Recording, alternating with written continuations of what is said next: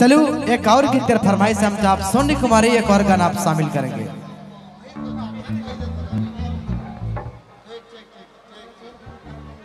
जरूर। आजकल रास मेला जलडेगा कर विशेष भूमिका निभाने वाला श्री मोतीलाल ओहदार जी सोनी कुमारी के 500 कर पुरस्कार दे हैं। मोतीलाल बाबू और उनकर घर परिवार के तमाम कलाकार परिवार वर्ग से बहुत बहुत धन्यवाद। और प्रवीण साहू गुमला 1000 कर पुरस्कार सोनी मैया के दे हैं। प्रवीण बाबू के मंच पर से कलाकार परिवार पर से मोर पर से बहुत बहुत धन्यवाद। गणेश सिंह लाता पानी 50 रुपया कर पुरस्कार दे हैं। गणेश बाबू के भी बहुत बहुत धन्यवाद है।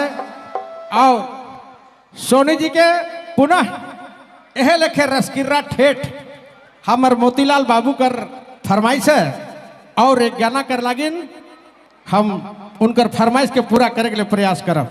हेलो आभास इदवार जलडेगा उनकर तरफ से भी सोनी कुमारी के 500 रुपया का पुरस्कार मिले। आभास जी के उनके बहुत बहुत धन्यवाद।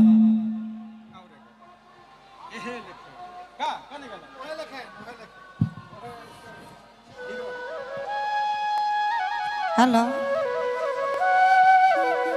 हेलो अरे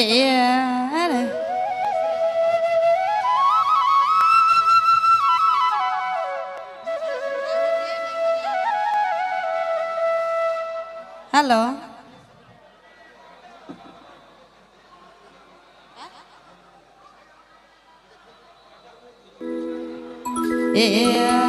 हेलो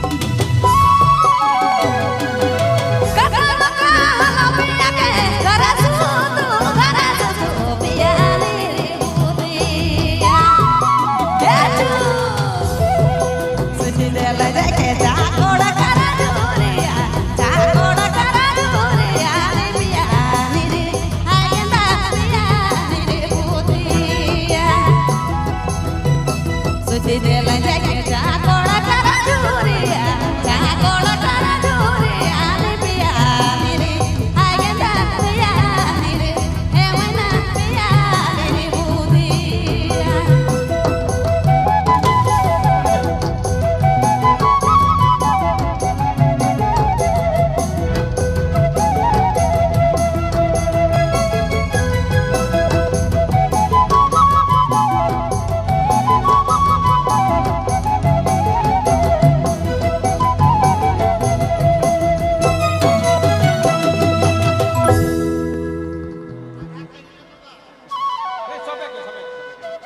बहुत बहुत धन्यवाद सोनी कुमारी के।